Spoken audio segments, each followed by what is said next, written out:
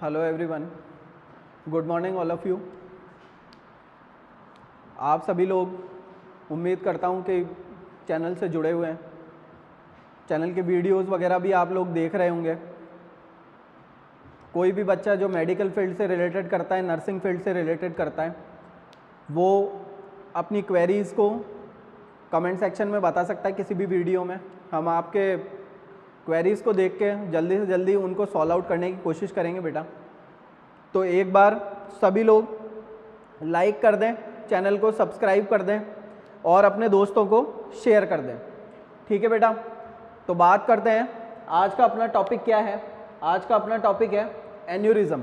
ठीक है, आज अपना टॉपिक क्या है? एन्यूरिज्म है। एन्यूरिज्म क्या होता है? एन्यूरिज्म आज अपन पढ़ते हैं कि एन्यूरिज्म किसे बोला जाता है।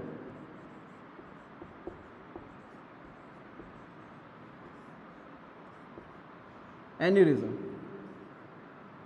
अपन सभी लोगों को पता है कि जितने भी अपने मेडिकल वर्ड्स हैं वो सभी कहाँ से निकले हुए हैं? अपने ग्रीक वर्ड से निकले हुए हैं। ठीक है, कहाँ से निकले हुए हैं? ग्रीक वर्ड से निकले हुए हैं। तो इसका भी बिल्कुल मतलब होगा कुछ। तो इसका मतलब है यहाँ पर ग्रीक में एन्यूरिज्मा। ठीक है, इसका क्या मतलब है? एन्यूरिज्मा। एन्यूरिज्मा का मतलब क्या होता है? एन्यूरिज्मा का मतलब होता है डायलेशन। एन्यूरिज्मा का मतलब क्या होता है? डायलेशन। तो ब्लड वेसल्स या आर्टरीज, ठीक है, एन्यूरिज्म कहीं पर भी हो सकता है। Even any structure in the cardiovascular system and any structure of the cerebral structure. Cerebral में अपन देखते हैं, ठीक है, तो ब्रेन के अंदर अपने सर्कल ऑफ विल्स है, ठीक है, वहां पर ज़्यादा चांसेस होते हैं एन्यूरिज्म होने के। तो यहाँ पर अपने को ये बात पता लग गई कि आर्टरी में भी हो सकता है, ठीक है, और ब्लड वेसल्स के अंदर भी एन्यूरिज्म क्रिएट हो सकता है। ठीक है, दोनों कंडीशन है। ठीक है, होता क्यों है? क्योंकि ये जो ब्लड वेसल्स, आर्टरी की जो लेयर्स हैं, ठीक है, इन लेयर्स के अंदर क्या है? अपने ब्लड है। ठीक है, क्या है? इसके अंदर ब्लड है। अब ये ब्लड क्या है? कंटिन्यूसली फ्लो कर रहा है, ठीक है, by the contraction of heart. ठीक है, तो ये कॉन्ट्रैक्ट करके इसका प्रेशर अपने को देखने को मिलेगा। ब्लड अपना प्रेशर लगाएगा on the every opposite side of the blood vessels and artery. ठीक है, मतलब क्या है कि ब्लड जो फ्लो हो रहा है वो इस आर्टरी की वॉल पर प्रेशर एक्सर्ट करता है। ठीक है, फ्लो हो रहा है तो क्या करेगा? प्रेशर भी एक्सर्ट करेगा हर तरफ। जैसे कि अपन देखते हैं कि एक नल में पाइप है, ठीक है, और वो पाइप से क्या है? पानी जा रहा है, तो वो पानी हर तरफ वो उस पाइप की वॉल पे लग रहा है। तो उसी तरीके से सिस्टम है कि ब्लड जो है वो क्या प्रेशर लगा रहा है दोनों साइड पर ब्लड वेसल्स की वॉल पे। ठीक है, तो इस प्रेशर लगाने से, जैसे कि यहाँ पर कोई वेसल्स है, ठीक है, यहाँ पर वेसल्स है, ये वेसल्स की वॉल है, तो इस वॉल पर कंटिन्यूसली प्रेशर लगने के कारण ये क्या हो जाएगी? धीरे धीरे धीरे धीरे बल्ज आउट हो जाएगी। ये क्या हो जाएगी? बल्ज आउट हो जाएगी, या फिर क्या हो जाएगी? एकदम बैलून लाइक शेप हो जाएगी इसकी। ठीक है, तो ऐसी शेप जो बैलून लाइक शेप हो जाती है आर्टरी में, वेन्स में, आर्टरीज में, वेन्स में बैलून लाइक शेप अगर वेसल्स बना लें तो उसको अपन क्या कहते हैं? एन्यूरिज्म कहते हैं। उसको अपन क्या कहते हैं? एन्यूरिज्म कहते हैं। ठीक है, एन्यूरिज्म कहाँ से वर्ड निकला है? ग्रीक माइथोलॉजी के वर्ड एन्यूरिज्मा से निकला है, जिसका मतलब है डायलेशन। जिसका क्या मतलब है? डायलेशन। ठीक है बच्चों, तो एन्यूरिज्म आपको समझ आया कि बेसिकली एन्यूरिज्म क्या होता है। अब एन्यूरिज्म की अपन डेफिनेशन देख लें तो एन्यूरिज्म की डेफिनेशन क्या है? जो अपन ने समझी थी वही है। An aneurysm is a bulge in the artery wall that cause the blood vessel to balloon. ठीक है, वापस वही बात हो गई, क्या? बलून लाइक शेप हो जाता है अपनी आर्टरी का, अपने ब्लड वेसल का। तो उस कंडीशन को, उस सिम्टम को, उस साइन को क्या कहा जाता है? एन्यूरिज्म कहा जाता है। ठीक है बेटा, एन्यूरिज्म कहीं पर भी हो सकता है। कार्डियोवैस्कुलर सिस्टम में सबसे ज़्यादा ये पर होता है एरोटा में। ठीक है, और अगर सेरिब्रल एन्यूरिज्म बात करें तो सेरिब्रल एन्यूरिज्म क्या है? सेरिब्रल एन्यूरिज्म में अपन को देखने को मिलता है कि ब्रेन, ठीक है। ब्रेन में कहाँ पर एन्यूरिज्म ज़्यादा होने के चांसेस रहते हैं, तो सर्कल ऑफ विल्स है, ठीक है, वहाँ पर जो आर्टरीज है वो बहुत ही ज़्यादा कॉम्प्लिकेटेड होती है, ठीक है। इसके साथ ही आपने यहाँ पर देख रहे हो कि यहाँ पर ब्लड वेसल्स नहीं आया है, यहाँ पर क्या आया है, आर्टरी आया है। तो आर्टरी क्यों आया है? आर्टरी आने का मतलब है कि अगर अपन ब्लड वेसल देख रहे हैं, ठीक है, तो ब्लड वेसल में क्या है, ब्लड आउटफ्लो होता रहता है, ठीक है, उधर ही अपन देख रहे हैं आर्टरी में, ठीक है। तो आर्टरी क्या करती है, बहुत सारे टिश्यूज़ को अपना ब्लड सप्लाई करती है, उसकी और भी ब्रांचेस बनती जाती है, ठीक है। तो इन ब्रांचेस के कारण क्या है, यहाँ पर ब्लड का प्रेशर थोड़ा क्या होता है, ज़्यादा होता है, ठीक है। ब्लड का प्रेशर क्या है, यहाँ पर थोड़ा ज़्यादा देखने को मिलेगा, ठीक है। तो सपोज दैट कि एक पेशेंट है, ठीक है, उसको क्या है, आर्थीरियोस्क्लेरोसिस है। आर्थीरियोस्क्लेरोसिस क्या होता है, lipid deposit in the blood vessel, ठीक है, ये क्या है, लिपिड है, ठीक है। तो लिपिड जो है वो ब्लड वेसल्स की वॉल पर क्या हो गया है, डिपॉजिट हो गया है। इस ब्लड वेसल्स की वॉल पर डिपॉजिट होने के कारण इस वेसल्स का जो डायमीटर है वो क्या हो गया, छोटा हो गया, ठीक है। इसके कारण प्रेशर ज़्यादा पड़ेगा, ठीक है। अब कहीं पर अगर वीक है आर्टरी, ठीक है, जैसे अपन को देखने को मिलता है कि आर्टरी और ब्लड वेसल्स वगैरह किससे बनी होती है, अपनी 3 लेयर्स से बनी होती है, ट्यूनिका मीडिया, ठीक है, ट्यूनिका मीडिया, ट्यूनिका इंटीमा और ट्यूनिका एडवेंशिया, ये 3 लेयर हैं, ठीक है, ट्यूनिका एडवेंशिया। तो अगर अपन देखें कि ट्यूनिका मीडिया, ट्यूनिका इंटीमा और ट्यूनिका एडवेंशिया, इन तीनों लेयर्स में से कुछ लेयर्स क्या है, थोड़ी कमजोर है, ठीक है। तो वो कमजोर होने के कारण जब बार बार ब्लड का प्रेशर इस वॉल पर पड़ता रहेगा तो यहाँ से ये आर्टरी क्या हो जाएगी, बल्ज हो जाएगी, ठीक है। इस आर्टरी में क्या हो जाएगा, बहुत सारा ब्लड आ जाएगा, ठीक है। और ये आर्टरी क्या है, उस सॉफ्ट पार्ट से वो पार्ट क्या है, बैलून लाइक स्ट्रक्चर बना लिए, वो बाहर निकल गया है। तो इस कंडीशन को अपन क्या कहते हैं, एन्यूरिज्म कहते हैं, ठीक है बेटा, क्या कहते हैं, एन्यूरिज्म कहते हैं, ठीक है। समझ आई बात कि एन्यूरिज्म किसको कहा जाता है। एन्यूरिज्म का मतलब होता है कि किसी भी ब्लड वेसल्स या किसी भी आर्टरी के अंदर अगर वो ब्लड वेसल्स और आर्टरी क्या है, बैलून लाइक शेप की हो गई है किसी पॉइंट पर, ठीक है, तो ऐसी कंडीशन को क्या कहा जाता है, ऐसी कंडीशन को एन्यूरिज्म कहा जाता है। इसके बाद अपन देखते हैं कि जब भी अपन एन्यूरिज्म पढ़ेंगे, ठीक है, जब भी अपन एन्यूरिज्म पढ़ेंगे तो aneurysm are mainly divided into 2 types. Aneurysm are mainly divided into 2 types. First one is true aneurysm, true aneurysm, and second one is false aneurysm.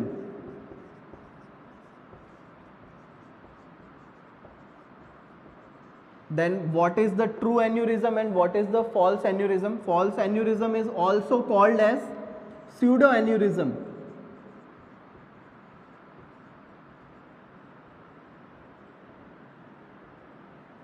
ठीक है, false aneurysm is also called as pseudo aneurysm. So mainly the aneurysm are divided into 2 types. First one is true aneurysm and second one is false aneurysm. Then what is the true aneurysm and what is the false aneurysm? तो true aneurysm is कि भाई blood है, blood आ रहा है artery के अंदर, ठीक है, इस एक एन्यूरिज्म सैक भी बन चुका है, ठीक है, क्या बन चुका है, एन्यूरिज्मल सैक भी है अपने पास और उसके अंदर भी क्या है, अपने पास ब्लड है, ठीक है। तो अब ये जो ब्लड है और ये ब्लड है, ये कार्डियोवैस्कुलर सिस्टम का ही ब्लड है, ठीक है, अलग तो है नहीं, ठीक है। तो ऐसे एन्यूरिज्म को, ठीक है, जहां पर अपने को पाउचिंग किसकी देखने को मिलती है, ब्लड वेसल्स की वॉल्स की, ब्लड वेसल्स के वॉल्स अगर डायलेट हो गए हैं, ब्लड वेसल्स कि जो वॉल है अगर वो डायलेट हो गई है और अपन को दिख रहा है कि ये वेसल्स की वॉल जो है ये डायलेट हो गई है, बैलून लाइक शेप बना लिया इन्होंने, तो that is called true aneurysm, that is called true aneurysm. इसी तरीके से फॉल्स एन्यूरिज्म क्या होता है? फॉल्स एन्यूरिज्म में क्या है कि ब्लड वेसल्स है, आर्टरी है, ठीक है। अब यहां पर क्या हुआ कि भाई ये जो पॉइंट था इस ब्लड वेसल्स का, ठीक है, ये जो पॉइंट था ये क्या है, किसी भी कारण से वीक हो गया है, किसी भी कारण से क्या हो गया है, वीक हो गया है, ठीक है।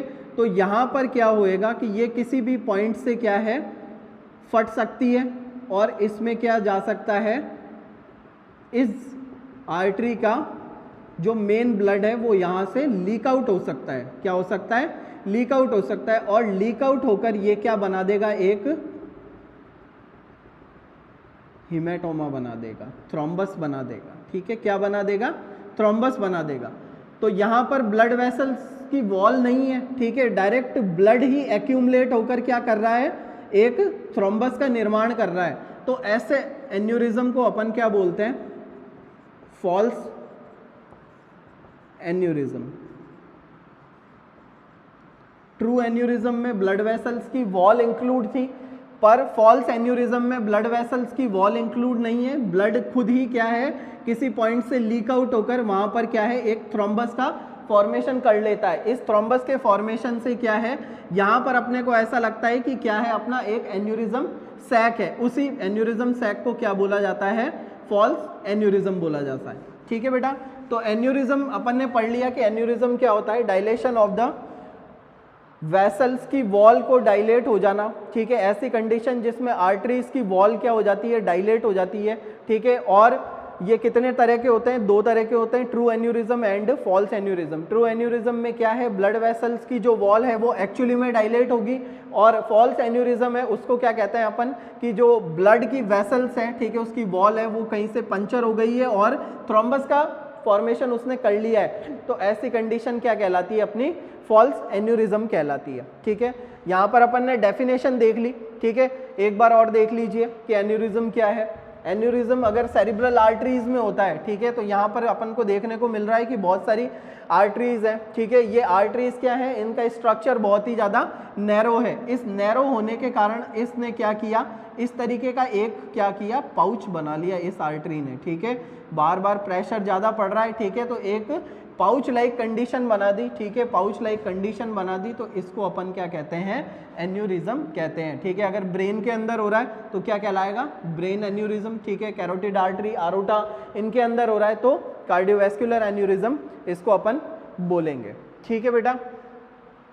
इसके बाद अपने पास आता है कि एन्यूरिज्म के कॉज क्या क्या है, एन्यूरिज्म किन किन कारणों से अपने को हो सकता है। तो एन्यूरिज्म का मेनली कॉज क्या होता है, एडवांस एज, ठीक है, एडवांस एज मतलब एज, उम्र बढ़ गई है इंसान की, ठीक है, इसकी वजह से क्या है, एन्यूरिज्म कॉज कर रहा है। अब ये कैसे होता है कि जब जैसे जैसे अपन बूढ़े होते जाते हैं तो वेसल्स की, आर्टरीज की जो वॉल है वो क्या हो जाती है, थोड़ी थिक हो जाती है, मतलब उनमें थोड़ी इलास्टिसिटी बढ़ जाती है। इस इलास्टिसिटी के बढ़ने से प्रेशर तो वही रहेगा ब्लड का, ठीक है, इवन हाइपरटेंशन भी हो जाता है, ठीक है। तो हाइपरटेंशन की वजह से वो स्मूथ इलास्टिक, ठीक है, वो क्या हो जाएगा, एकदम बैलून के लाइक शेप में अपने को देखने को मिलेगा। तो एडवांस एज क्या है, एक कॉज हो सकता है किसका, एन्यूरिज्म का, ठीक है। उसके बाद देखते हैं अपन ने हाइपरटेंशन, ठीक है, कंटिन्यूसली इंसान को, अब यहाँ पर क्वेश्चन ये है कि नॉर्मल बीपी क्या है अपनी, ठीक है, नॉर्मल बीपी है 120/90, ठीक है, नॉर्मल बीपी क्या है 120/90 है। अब इस 120/90 से क्या है, इंक्रीज हो गई है, ठीक है, बीपी क्या हो गई है, इंक्रीज हो गई है। तो इंक्रीज होने के कारण क्या है कि वेसल्स की वॉल पे ज़्यादा प्रेशर पड़ेगा, उस प्रेशर के कारण क्या है, आर्टरीज की, वेसल्स की वॉल जो है वो बल्ज आउट हो जाएगी, मतलब बाहर की तरफ खींचने लग जाएगी, बाहर की तरफ आने लग जाएगी। तो ये भी एक कारण हो सकता है किसका, एन्यूरिज्म का, ठीक है। इसके बाद एक्सेसिव अल्कोहल, स्मोकिंग एक फैक्टर है। स्मोकिंग से क्या होता है कि जैसे जैसे अपन देखते हैं कि स्मोकिंग से थ्रोम्बस फॉर्मेशन होने का बहुत ज़्यादा चांसेस रहता है, ठीक है। तो थ्रोम्बस फॉर्मेशन हो जाएगा, ब्लड वेसल्स की वॉल में एक्यूमुलेट अगर हो गया वो थ्रोम्बस, ठीक है, तो यहाँ पर भी एन्यूरिज्म का क्या है, क्रिएशन हो सकता है, ठीक है। इसके बाद अपने पास आता है आर्थीरियोस्क्लेरोसिस। आर्थीरियोस्क्लेरोसिस क्या होता है? आर्थीरियोस्क्लेरोसिस ये है कि एक ब्लड वेसल है, ठीक है, ब्लड वेसल्स के अंदर क्या है, लिपिड का डिपोजिशन हो जा रहा है, ठीक है, लिपिड का डिपोजिशन हो रहा है, ठीक है। ये क्या है अपने, लिपिड है, मतलब फैट है, ठीक है। क्या हो रहा है, फैट का डिपोजिशन हो रहा है। तो फैट के डिपोजिशन से ब्लड तो उतना ही रहेगा, उसको थोड़ी ना पता है कि भाई फैट का डिपोजिशन हो चुका है, ब्लड उतना ही रहेगा। तो ब्लड की आर्टरी का जो डायमीटर है वो क्या हो गया, नैरो हो गया, ठीक है। इस नैरो होने के कारण प्रेशर और ज़्यादा इंक्रीज हो जाएगा।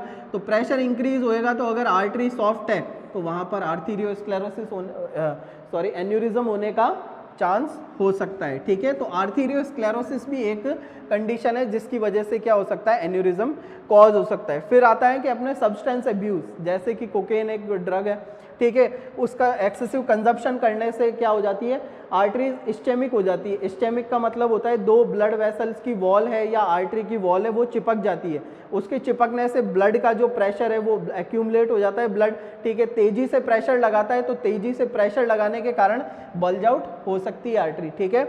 उसके बाद अपने पास आते हैं जेनेटिकली, ठीक है। देखो एन्यूरिज्म वैसे अपने को हमेशा जेनेटिकल नहीं होता है, ठीक है, ये अपनी लाइफ स्टाइल की वजह से एन्यूरिज्म अपने को कॉज करता है, पर फिर भी ठीक है अपने को देखने को मिला है कई स्टडी में कि ये क्या है, थोड़ा इनहेरिटेड है और जेनेटिकली भी ये हो सकता है। मतलब कि अगर आपने आपके मदर फादर को है, ठीक है, तो उस कंडीशन में एन्यूरिज्म अपने को देखने को मिल सकता है, ठीक है।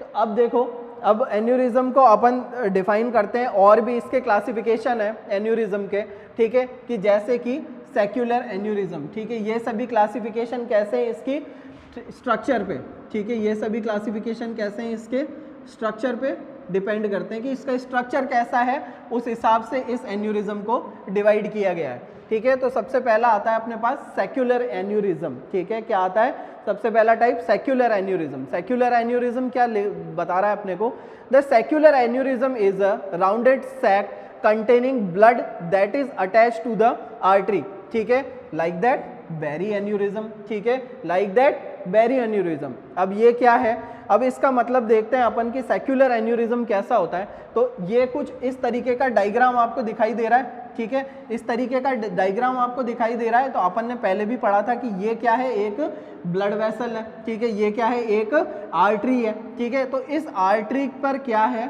कि भाई ब्लड है इसके अंदर बहुत सारा, ठीक है, इसके अंदर ब्लड फ्लो हो रहा है, ठीक है, और उस ब्लड के फ्लो होने से प्रेशर ब्लड का दोनों साइड पे पड़ रहा है, ठीक है, दोनों साइड पे पड़ रहा है, ठीक है, पर वॉल जो है वो यहाँ से ही क्या है, थोड़ी सॉफ्ट है, ठीक है, इस आर्टरी की जो वॉल है वो यहाँ से ही क्या है, थोड़ी सॉफ्ट है।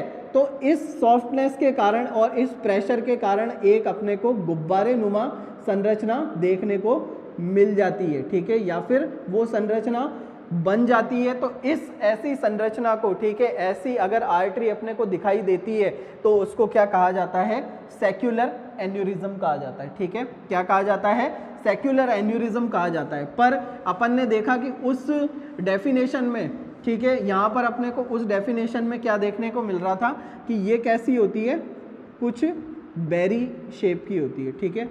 तो स्ट्रॉबेरीज खाई है सभी ने, स्ट्रॉबेरीज कुछ अपने को बोर, ठीक है, स्ट्रॉबेरीज, तो ये सभी कैसे दिखते हैं अपने को, थोड़े थोड़े इस फॉर्म में दिखाई देते हैं, ठीक है।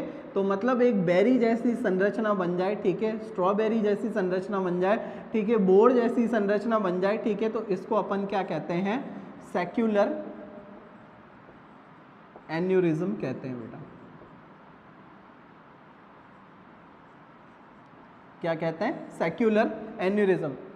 आई थिंक आपको समझ आया होगा कि सेक्युलर एन्यूरिज्म का क्या होता है कि जब ब्लड वेसल्स की वॉल पर, ठीक है, एक ही साइड से वॉल क्या है, वीक है, और वहां पर ही उसने बलून लाइक स्ट्रक्चर बना दी है, ठीक है, तो उसको अपन क्या कहते हैं, सेक्युलर एन्यूरिज्म कहते हैं। जैसे सेक्युलर एन्यूरिज्म पढ़ा था उसी तरीके से दूसरा अपने पास एन्यूरिज्म आता है, फ्यूजिफॉर्म एन्यूरिज्म।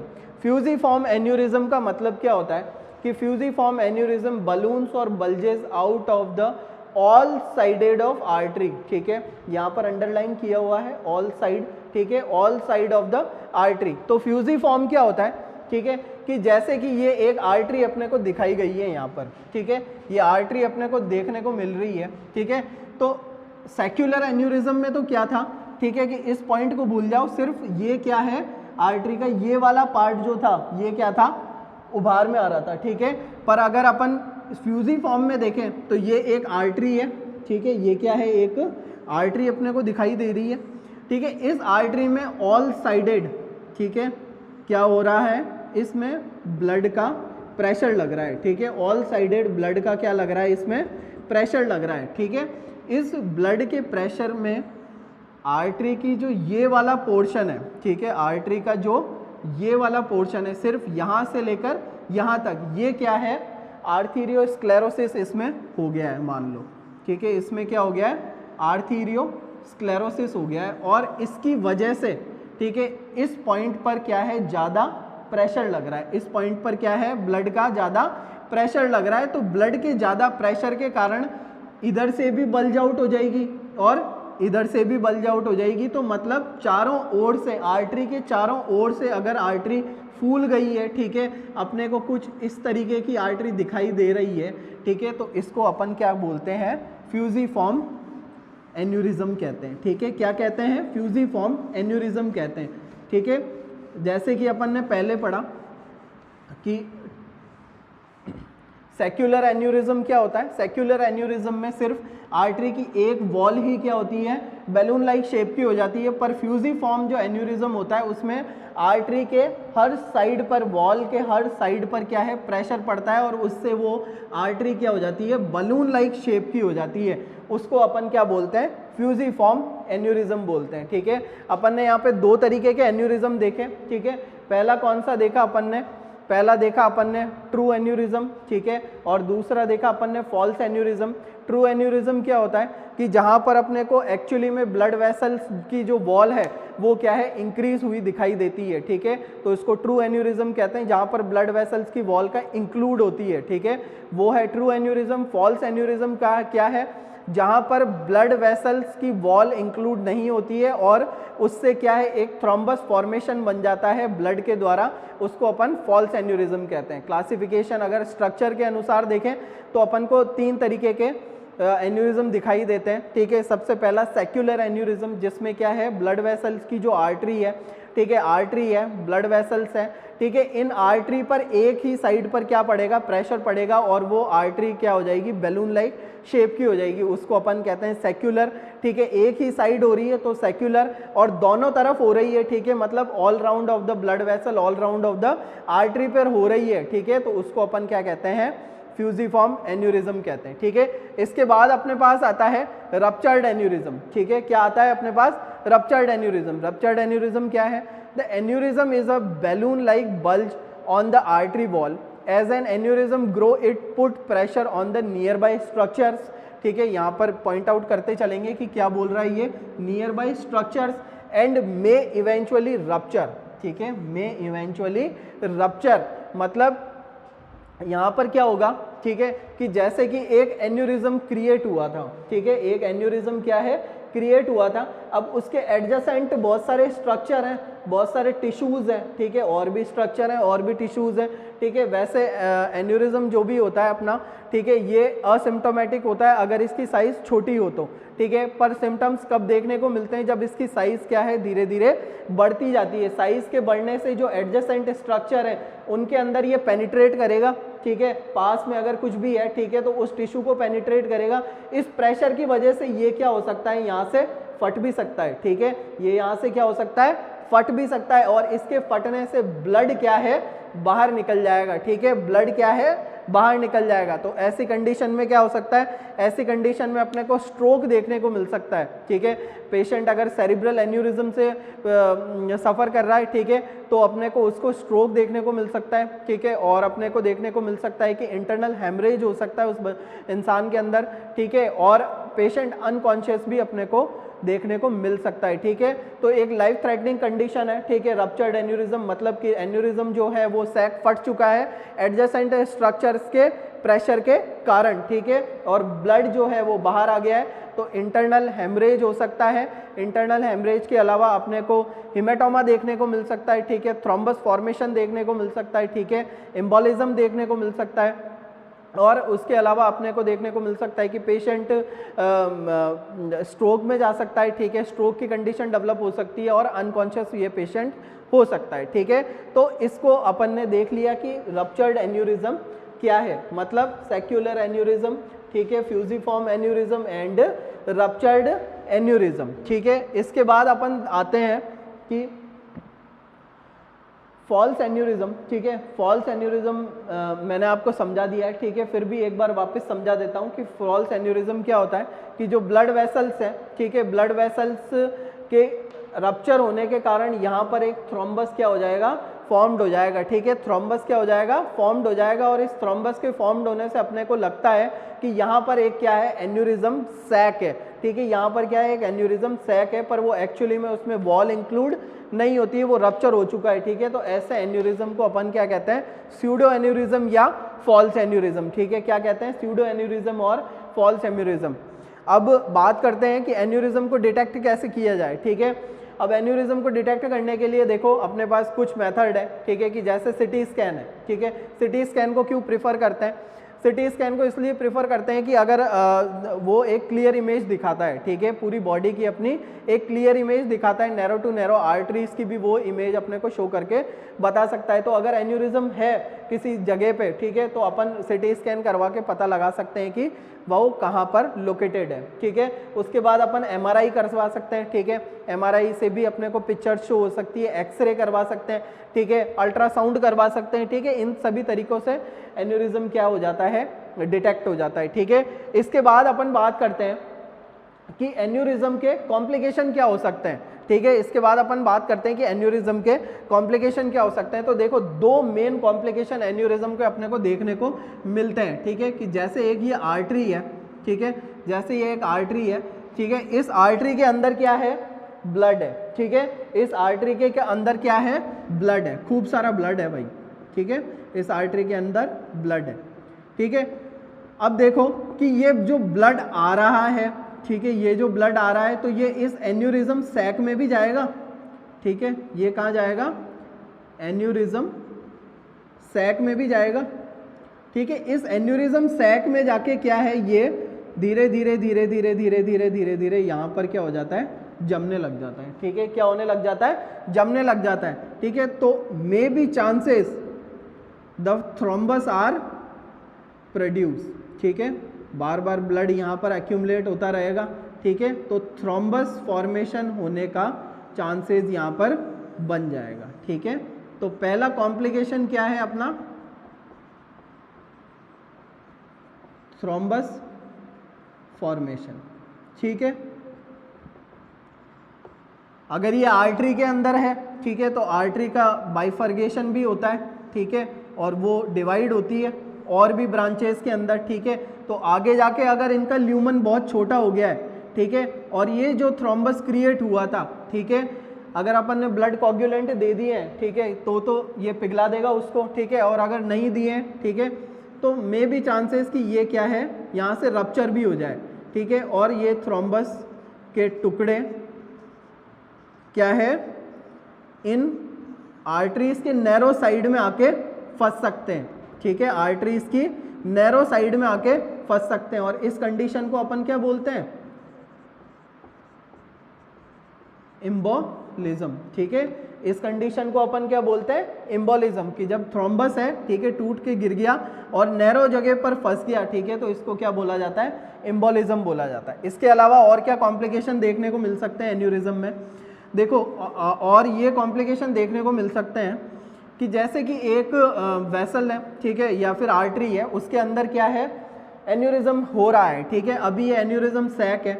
अब कोई फॉरेन बॉडी या फिर अपन देखते हैं कि कोई बैक्टीरिया है, ठीक है, कोई बैक्टीरिया है, ठीक है, मैं लिख देता हूँ यहाँ पे बैक्टीरिया, ठीक है, तो बैक्टीरिया है, ये बैक्टीरिया क्या है कि इस थ्रोम्बस के अंदर चला गया है, ठीक है, इस थ्रोम्बस के अंदर एंटर कर गया है और जाकर क्या बैठ गया है यहाँ पर, ठीक है, जाकर कहाँ बैठ गया है, यहाँ पर। तो भाई ब्लड के अंदर तो बहुत सारी चीजें होती है, ठीक है, इसको मार भी सकती है बैक्टीरिया को, पर यहाँ पर ये क्या है, बिल्कुल सेफ है, ठीक है, यहाँ पर क्या है, ये बिल्कुल सेफ है। तो भाई यहाँ पर सेफ है, ठीक है, तो ये अपनी संतानों को उत्पन्न करेगा, ठीक है, मतलब प्रोलिफरेट होएगा बहुत अमाउंट में, और जब भी प्रोलिफरेट होएगा तो क्या चांसेस हो जाएंगे, इन्फेक्शन के चांस हो जाएंगे, ठीक है, इन्फेक्शन के चांस हो जाएंगे। और इन्फेक्शन जब भी होता है, ठीक है, तो जो टिश्यू है, जो आर्टरी है, वो क्या हो जाती है, इन्फ्लाम्ड हो जाती है, ठीक है, क्या हो जाती है, इन्फ्लाम्ड हो जाती है। और इन्फ्लामेशन की अगली स्टेज क्या है,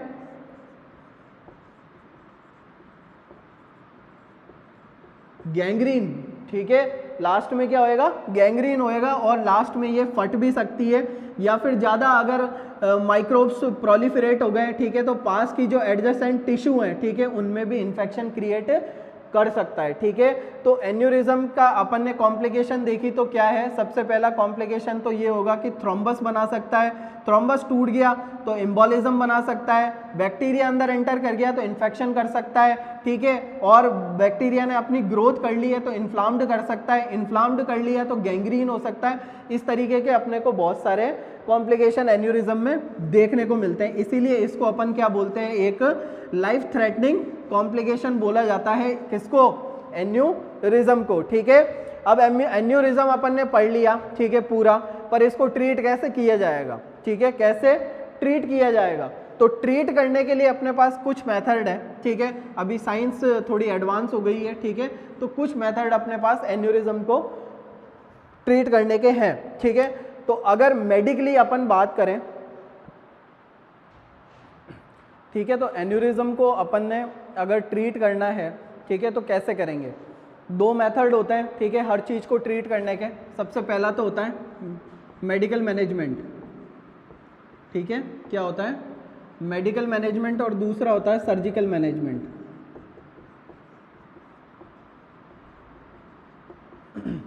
ठीक है। तो अगर मेडिकल मैनेजमेंट करेंगे तो ड्रग्स देंगे, ठीक है, पेशेंट को कौन कौन सी ड्रग्स दे सकते हैं, कि जैसे कि मोस्ट प्रोबेबली बीटा ब्लॉकर्स दिए जा सकते हैं।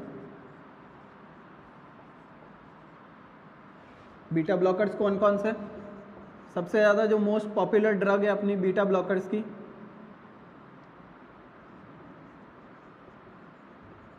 प्रोपेनॉल, ठीक है, प्रोपेनॉल दी जा सकती है। दूसरा कैल्शियम,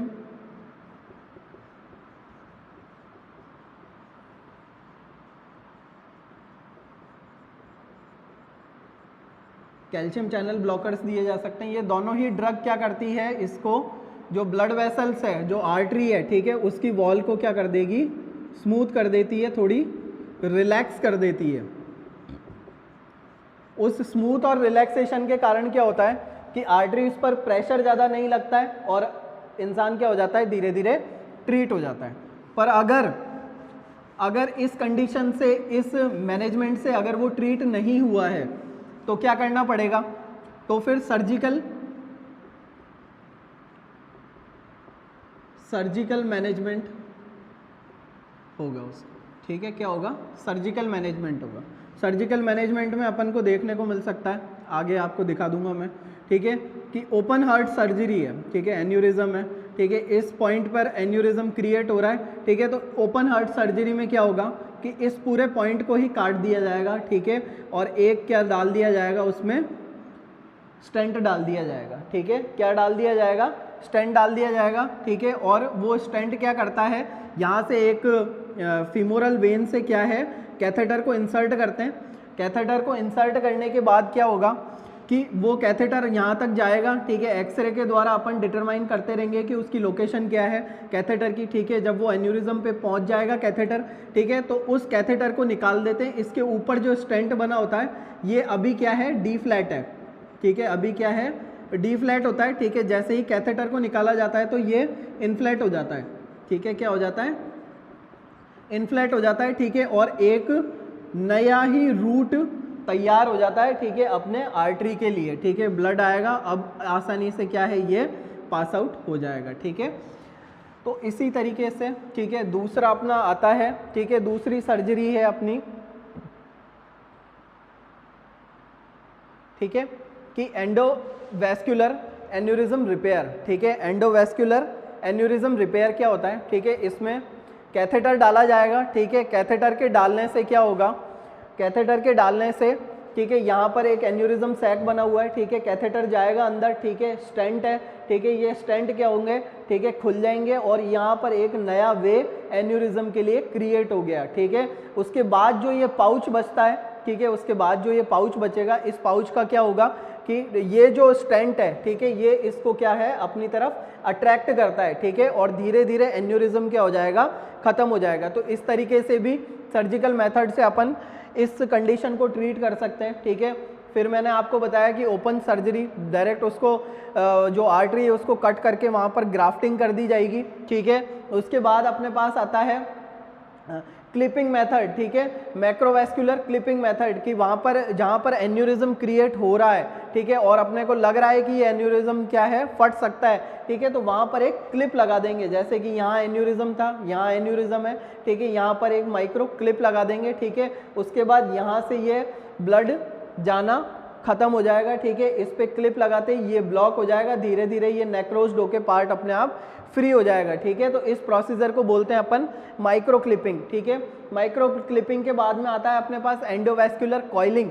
एंडोवैस्कुलर कॉइलिंग क्या होती है, ठीक है, कि एक कॉइल जो होता है, ठीक है, उस कॉइल को अपन क्या करते हैं, जैसे यहाँ पर एन्यूरिज्म सैक है, ठीक है, एन्यूरिज्म सैक है, इस एन्यूरिज्म सैक में अपन क्या डालेंगे, कॉइल डाल देंगे, ठीक है। इस कॉइल से क्या है, ये अपना डायलेशन उसके बाद में नहीं कर सकता है, ठीक है, और इस तरीके से अपन एन्यूरिज्म को ट्रीट कर सकते हैं, ठीक है। अब बात आती है कि अपन इसको ट्रीट कैसे कर सकते हैं, ठीक है, और अपने लाइफस्टाइल में क्या चेंजेस कर सकते हैं। तो हेल्दी हैबिट्स अपनाइए, ठीक है, और स्मोकिंग मत कीजिए, ठीक है, कोई भी टबैको वगैरह च्युइंग मत कीजिए, ठीक है। फैट का ज़्यादा डिपोजिशन नहीं होना चाहिए, आप कंटिन्यूसली उसको मॉनिटर करते रहें, ठीक है, फैट को, ठीक है, लिपिड प्रोफाइल्स वगैरह जो टेस्ट होते हैं वो करवाते रहें, ठीक है। और अपन और क्या कर सकते हैं, जैसे कि एक्सरसाइज है, योगा है, ठीक है, इन सभी हैबिट्स को अपना के अपन ये सारी कॉम्प्लिकेशन से दूर रह सकते हैं, ठीक है। आज के लिए एन्यूरिज्म इतना ही। अगली क्लास में आपको एक और अच्छा टॉपिक देखने को मिलेगा। आई होप आप लोगों को सबको समझ आया होगा। अगर आपको समझ आता है तो आप कमेंट सेक्शन में लिखकर ज़रूर बताया करो कि ये क्लास आपको कैसी लगी। Thank you everyone.